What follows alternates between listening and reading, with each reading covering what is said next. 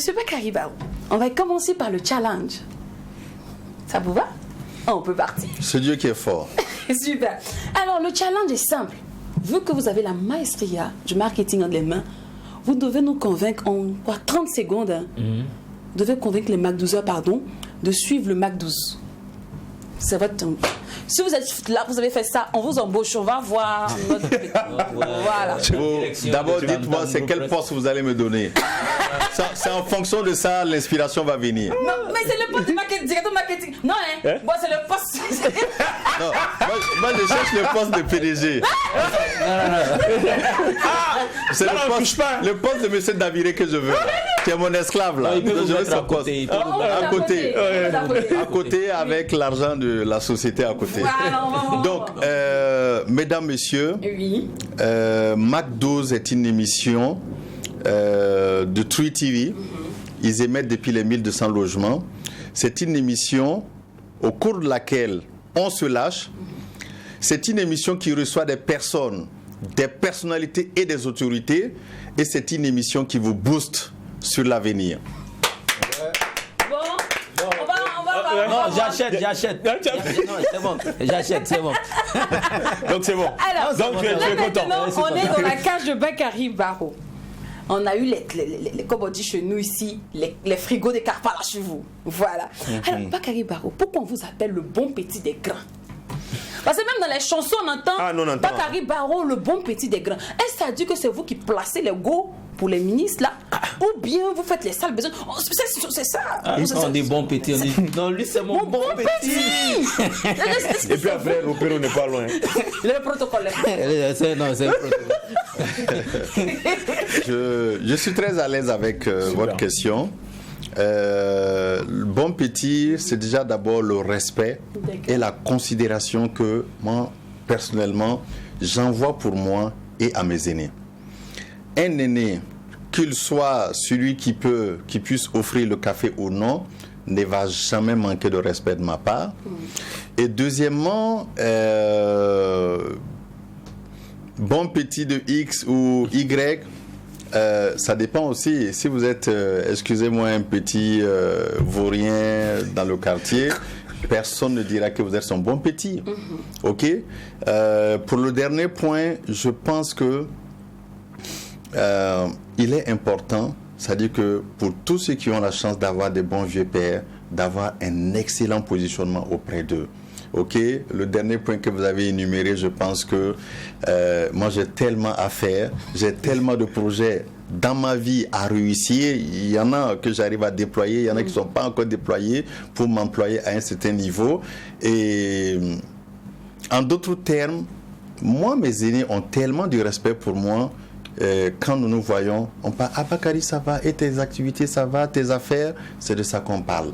Et moi, derrière aussi, ah grand frère, bon, oui, à ce niveau-là, si je peux vraiment vous aider, vous appuyer pour tel projet, si vous avez des courses, vous ne pouvez pas voyager, vous voulez, je ne sais pas, il n'y a aucun souci. C'est des relations, c'est-à-dire que d'aîné à petit frère, moi je tends mon oreille pour apprendre beaucoup de ces aînés-là, parce que si aujourd'hui je parle à la jeunesse, que la jeunesse m'écoute, c'est parce que le message que je donne, exactement, ça leur parle. Ouais. Et c'est aussi l'occasion pour vous, approchez-vous des aînés, écoutez-les. Moi je suis en train de parler beaucoup ici, mais quand je suis avec mes aînés, je suis assis, j'écoute. D'accord. Et je dis rien, je capitalise. On aurait bien voulu mettre la main, vous écouter comme ça, mais le problème c'est que... le temps passe. C'est ça. Alors, Bakary Barrow, que devient l'association Fleurs d'Afrique? Ben, Fleurs d'Afrique, je vais dire, n'existe plus. Ça a été un projet boosté par moi et un ami, Innocent Belem Tchougri. On faisait du marketing culturel. Et on a été découvert par là. Et après tout ça, chacun a évolué. Et nous sommes investis dans d'autres business.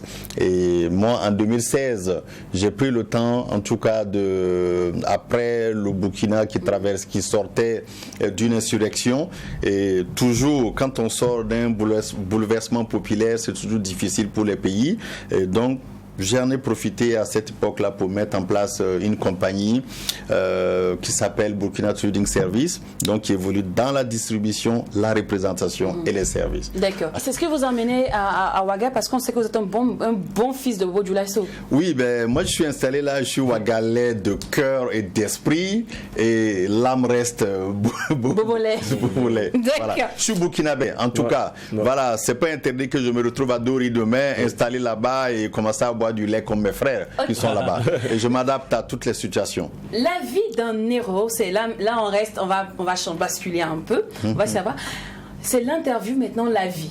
On est toujours dans la cage de Bakary Barrow, mais cette fois-ci, on va se baser sur votre vie parce que on voit que bon conseiller, bon héros de zéro à héros, c'est que nous a inspiré à confectionner l'interview, la vie. So, quel est le plus beau cadeau de vie que la vie vous ait donné? Ma fille. D'accord, le plus beau jour de votre vie? Le plus beau jour, quand j'étais dans la traversée du désert et que Dieu m'a permis d'aller travailler chez Coca-Cola. D'accord. Le plus grand sacrifice que vous avez eu à faire pour être un héros? Le mot héros est trop fort. Le chemin, il est encore long. On se bat matin, midi, soir. Et le plus gros sacrifice, c'est de trimer matin, midi et soir, le ventre creux, et de prendre tous ses revenus pour aller investir dans un projet. Et toujours, on ne sait pas si ça va aller ou pas. Mais bon, avec la grâce de Dieu, différents se font derrière. D'accord. Le cours le plus dur de votre vie jusqu'à présent? Le cours le plus dur. En d'autres termes, la question est forte. Votre bas, on sait que vous avez eu beaucoup de hauts et de bas, mais le bas, le plus bas même qui vous a mis à terre. Bon, déjà, le coup le plus dur pour moi, à un moment donné, quand on est jeune, on est souvent mal d'être incompris. Voilà, et j'aime le dire à mes amis et tout. Je parlais tantôt d'un autre ami avec qui on avait monté une entreprise et tout.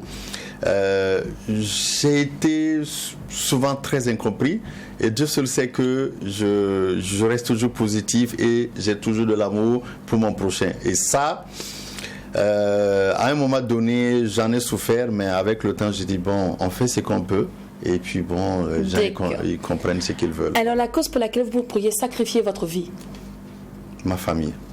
Et mon pays. D'accord. Voilà. Et cette fois-ci, on est dans la cage de l'heure idéale. On sait qu'un bon businessman, time is money. Donc, on s'est basé dessus pour faire aussi l'interview. Mais je me désengage. La plupart des questions ne viennent pas de moi. Je vous promets, moi, je suis une princesse. Je ne dis pas des choses bizarres. Allez-y. D'accord. Alors, l'heure idéale pour se réveiller? Déjà, je ne dors pas beaucoup. Et la fameuse phrase ou célèbre phrase qui dit « L'avenir appartient à ceux qui se réveillent tôt », de mon côté, je dis « L'avenir appartient à ceux qui ne dorment pas ». Donc 5h du matin, 6h, c'est à ce moment-là que moi je suis réveillé. Je fais des notes et je fais une projection de ma journée. Si c'est en début de semaine aussi, tout ce que je dois faire est établi. Et en fonction de ça, c'est débriefé jour par jour. L'heure idéale pour boire du champagne? Le soir, pour moi. D'accord. Le soir. L'heure idéale pour draguer, pour faire un bon rendez-vous, un date, quoi. J'ai pas compris la question. On entend, mais on n'entend pas fort. Voilà, elle parle, mais elle parle pas fort. Mais je ne laisse pas. Je vais insister. Oui. Je dis, l'heure idéale pour recevoir une go, pour la draguer, tout ça. Pour faire un bon rendez-vous. À mon avis, l'heure idéale, c'est quand on se sent bien, on est dans les dispositions. Mais oui, c'est... Oh là là. C'est un doyen qui parle. Et puis après, on le sent dans toujours cette action de businessman. Oui, non, en fait... Est-ce que draguer fait partie du business? Ah oui. Ah, tu vois. Oui, affirmatif. D'accord. Mais pour proposer un produit, vous draguez le consommateur. Ok, pour démarcher quelqu'un, vous draguez la personne, mais avec ce que vous proposez. D'accord. Voilà. Mais l'heure idéale pour dire je t'aime? Toutes les heures. L'heure idéale pour encaisser son crédit? C'est quand le créancier a l'argent. Moi, c'est un moment, personnellement, c'est à 6 heures. Parce qu'il veut quitter la maison vite. Mais même si vous le trouvez à 5 heures à la maison, s'il n'a rien. C'est compliqué. On part rapidement pour les faits de société. Alors, là, on vous met face à des faits, vous nous dites ça aurait été vous, comment vous allez réagir? J'ai le droit de passer si je veux passer? On passe pas. Non, on passe pas. Bon, C'est là, allez. c'est là. J'assume. Alors, on y va. dans votre boulot, on Oui. sait que vous êtes le directeur. Et vous avez fait le serment de ne pas draguer, de ne jamais draguer une employée ni une collègue. Et puis dans l'éthique, il y a une nouvelle qui arrive. Elle est jolie. C'est En fait, grave. c'est la femme que vous avez toujours rêvé d'avoir si vous étiez multimilliardaire. Mais là, elle est belle. Et puis elle est Et fond c'est de vous vous. la patron, et c'est vous le patron. Elle est fond de vous aussi. Donc, Elle c'est aussi. c'est facile, quoi. Voilà. Vous cédez au charme ou bien vous vous retenez, non, je suis le patron, puis en plus je suis mariée, tout. Bon, déjà, ce que je vais vous dire ramène à ma formation de marketeur. Et Tonton, tu veux nous envoyer S'il vous plaît. Tonton, faut pas faire ça. Ne me perturbez pas. Laissez-moi répondre. OK? Oui. Déjà, que ce soit dans le cadre du boulot ou dans un autre cadre, un manager doit savoir maîtriser son statut émotionnel. OK? Si vous êtes le dirigeant qui, pour un petit Des tremblements mouvement, de fesses. voilà, vous flippez, vous ne pouvez pas être un bon dirigeant. Donc à ce niveau-là, ça peut ne pas être quelqu'un qui vient pour chercher du boulot ou bien qui est dans mon équipe. Si ce n'est pas ce qui est prévu, ce n'est pas ce qui va se passer. D'accord. Voilà. Alors, ton concurrent se trouve être malheureusement ton beau-fils. Si ta fille vient te présenter un homme, tout et tout. Mon concurrent est mon beau-fils. Oui. Allons-y. C'est-à-dire que là, le nouveau concurrent de Champagne Lodge s'avère que c'est ton beau-fils. Que ta fille vient... Toi-même, tu cherches à éteindre le gars depuis des années. Et ta fille tombe amoureuse de lui. Tu bénis le mariage là, mais tu lui dis, ma fille, tu peux pas faire ça à ton père. Tu sais combien de fois je supporte pas Parce que, ce en gars. fait, et ce qu'il faut comprendre, c'est que c'est les affaires, hein, et en matière d'affaires, on ne joue pas. Hein. Voilà. On fait quoi là? Je vais vous dire une chose. Malheureux, l'homme d'affaires qui pense qu'il peut tout gérer et qu'il doit tout manger. Wow. OK? C'est pas parce que mon beau-fils, c'est ça? Oui. Ton Mon concurrent. beau-fils est mon concurrent que ça va empêcher mon business de fonctionner. Au contraire, il faut regarder ça à une échelle beaucoup plus importante. Plus il s'installe et qu'il arrive à fonctionner, il va employer de nouvelles personnes, des jeunes qui étaient dans la rue. Donc, ça aide l'État à résoudre un problème d'emploi. Il va payer des gens et ces gens-là, en retour, Monsieur Bakary. vont pouvoir venir communiquer chez vous. Ils vont payer, excusez-moi, on parle de votre concurrent en direct. Si ça marche chez Là, lui, ça marche moi, je chez vous. vois, je vais vous expliquer. Très sincèrement, je vous parle avec le cœur et le bon Dieu qui nous regarde, il entend ce que je dis. Ma lecture du business n'est pas à ce niveau. En tout cas, ce n'est pas encore arrivé à ce niveau. La preuve, j'ai même demandé à quelqu'un qui est dans le même segment de business que moi, écoute, tu es emmerdé là où tu es, je me garde de citer de nom, tu es emmerdé par les voisins là où tu es, viens trouver de l'espace sur le même boulevard que le Champagne Lounge, on va essayer de gérer le monde ensemble là-bas. Je l'ai proposé. Voilà. D'accord. Alors, dans vos balades là, vous Donc tombez- l'existence d'une nouvelle entreprise ou d'une nouvelle marque, vous avez créé votre télé, il y avait la RTB, il y avait d'autres télés, c'est pas pour autant que la RTB ou les autres chaînes ont fermé. Certainement, il y a de nouvelles personnes ici qui n'avaient pas de job, qui ont eu de nouveaux clair. emplois, et c'est bon pour le développement de l'économie. Donc, il est important aussi, on parle d'une jeunesse, on va dire, qui voit clair. L'arrivée d'un nouveau, c'est-à-dire que d'un intervenant dans une activité, c'est pas forcément un danger. Vous avez à sécuriser vos acquis, à les développer correctement et continuer à gagner votre popote et vous faites ce que D'accord. vous avez à faire. Alors, on va atterrir directement dans la franchise, étant donné que vous avez le cœur ouvert et que vous êtes un grand livre. Jacken, c'est toi qui prends la main. Oui, on va tester votre degré de franchise et c'est juste quelques photos des personnes que vous connaissez très bien qu'on va afficher à l'écran et vous allez nous dire. Je regarde les photos Non, c'est où? là. Oui, c'est là, devant vous. Ok. Vous allez nous dire ce que vous pensez de ces personnes. Première image. Ah, ma fille. Ben, j'avoue, j'ai dit tout à l'heure, ma fille est tout ce que j'ai de plus cher dans ma vie. Et c'est ma première complice. On se parle tous les jours. On dit un père de famille ne pleure pas en public, mais quand c'est chaud chez moi, c'est la première personne à qui je parle.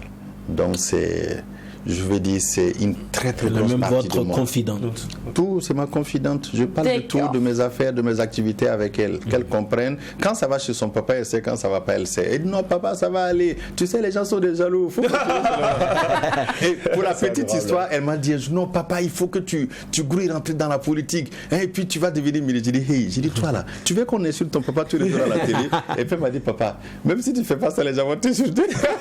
Ça, c'est clair. Alors, deuxième image. Petite histoire. La deuxième image. Amity Meria, une grande sœur et en même temps ma belle-sœur. C'est une grande dame, on va dire, qui a contribué à ma sagesse. Et à un moment donné, je vais dire, j'étais comme tous les jeunes, très free, très chaud et tout. Elle a fait un travail, un coaching sur moi qui m'a amené à mettre la balle à terre. Je vais lentement, sûrement et calmement. Je mesure les choses avant de les faire et c'est grâce à elle, je lui fais un bisou. Merci. Alors, troisième image. Monsieur Belem Tougri, Oui. c'est mon ami, mon compagnon de lutte. Et Innocent, c'est mon frère. Ok? Nos familles se connaissent, se fréquentent, nos filles aussi se parlent tous les jours. Innocent et moi, j'ai fait une galère avec Innocent que j'ai pas vécu avec d'autres amis que j'ai aujourd'hui, mais c'est des moments très très forts. Et lui et moi, quand on se parle, on dit mais à un moment donné, pour tous ceux qui ne nous ont pas compris, on pardonne tout le monde. Parce que nous-mêmes, nos propres parents, à un certain moment, se disaient, ah, les enfants, ils étaient déjà gâtés, on ne peut plus les récupérer et tout. Mais Dieu merci, on est sur les rails et on essaie de contribuer au développement de ce pays. On va aller très rapidement, il nous reste encore 2 images. Donc la 4e image. I'm back. Paix à son âme. Pour vous parler de ce grand monsieur, j'avoue que pendant plus de 20 ans, ce monsieur a été mon idole. Et je mettais des prières tous les jours de le rencontrer, d'apprendre la vie à côté de lui. Et un soir, je suis dans un restaurant, un aîné. Je suis de passage, je salue. J'ai vu le ministre ce jour-là et je vous disais tout à l'heure qu'un manager doit savoir maîtriser son statut émotionnel. Bien que j'étais très content de me retrouver en face de Ambak, j'ai pas sauté, waouh! Voilà, je n'étais pas perturbé. Donc j'ai salué et je continuais mon chemin. Et après, un de mes grands frères m'a dit, mais écoute, viens saluer monsieur le ministre. Et c'est là que je m'approche et je salue le grand frère et en même temps, quelqu'un de très open mind, il attrape ma main comme ça, il dit, petit, assois-toi ici. Et je portais une casquette, il a enlevé la casquette sur ma tête, il l'a mis sur sa tête et il a plié. On a commencé à bavarder. Donc c'est là que je me suis présenté, je suis un tel, j'évolue dans le marketing. Quand je lui ai dit je travaille dans tel domaine, dans le lobbying d'affaires, je suis marketeur. Ah petit, c'est très bien, du courage. Et je lui ai dit, grand frère, moi je vais demander votre numéro. Et de temps en temps, je vous enverrai, on va dire, des messages. Il a pris mon téléphone, il a mis son numéro dedans, 2 numéros. Et il y avait un qui était très populaire, que tout le monde connaissait, et un deuxième qui était assez truc. Donc, on a continué à se parler, à se fréquenter. Quand il était de passage à Ouaga, il me faisait l'honneur de passer boire un verre avec moi au Champagne Lounge pour vraiment m'encourager. Et il a envoyé pas mal de personnes à partir d'Abidjan qui étaient de passage là me voir. Et quand j'avais la chance aussi de passer à Abidjan, en tout cas selon sa disponibilité, on se parlait de beaucoup de choses et j'ai beaucoup appris de ce monsieur-là qui, au-delà de sa personnalité, ne mettait de barrière entre lui et personne.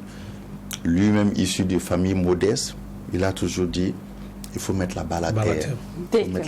Alors, il y a une autre image, ou bien on va s'arrêter maintenant. C'est bon pour la franchise. Voilà, on va s'arrêter là pour la franchise et on va aller directement pour le blind test. C'est un truc qui est simple. Hein. Et vous êtes tout le temps dans la musique, je suis sûr. Donc, on vous met la musique. Moi, je suis un homme de culture. En plus. Donc, on vous met la musique. Mais je ne sais pas danser. Non, vous n'allez pas danser. Vous allez donner plutôt le nom de l'artiste et c'est très dangereux, même le titre. Ok, on y va. Allez, c'est parti pour le blind test.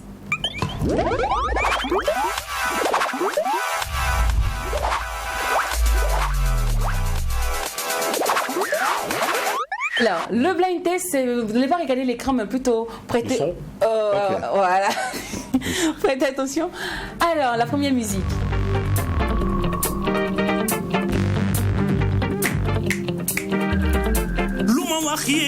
Youssou Ndour.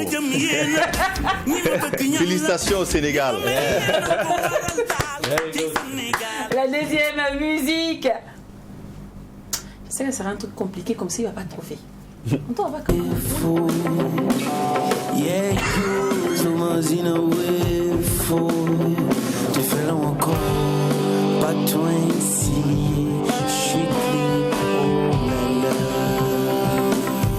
Il a les cheveux comme ça. C'est un showman de la scène pour qu'il avait. Patrick Cabré. On peut montrer le clip s'il vous plaît? Mais pourtant. Ouais. Mais pourtant Patrick a joué beaucoup de fois au Champagne-Land. C'est mon ami. D'accord. Voilà, allez, c'est fini pour le blind test aujourd'hui. Voilà, donc ça fait 1 contre 1. Voilà. C'est bien, égalité des points. Ouais. Alors, c'est sur cette bonne note qu'on va vous demander votre mot final. Je vous remercie vraiment pour cette plateforme. Et deuxièmement, je vais m'adresser à la jeunesse burkinabé. Parlons-nous, aimons-nous, travaillons beaucoup et restons ensemble. Merci à vous, monsieur Bakary Barrow, entrepreneur et aussi businessman, on va dire ça comme ça, directeur marketing d'une très grande société, ou encore, on va faire simple pour ceux qui nous prennent en marche. Aujourd'hui, notre invité du jour était monsieur Bakary Barrow, directeur marketing et communication de la chaîne Marina Market, Burkina Faso et aussi Niger. Il est aussi le propriétaire du Champagne Lodge, qui est le premier bar, et le seul d'ailleurs pour l'instant. Premier bar d'affaires. Je vous attends là-bas pour débriefer l'émission. Les pièges que vous avez collés, ça va juste. Vous avez entendu l'invitation, non? Donc on s'en va là-bas comme ça. Sur ce, prenez soin de vous. N'oublions pas que ce qui se passe au McDo. Ne reste pas au McDo. Et quand c'est bon, à lundi, famille. On vous adore.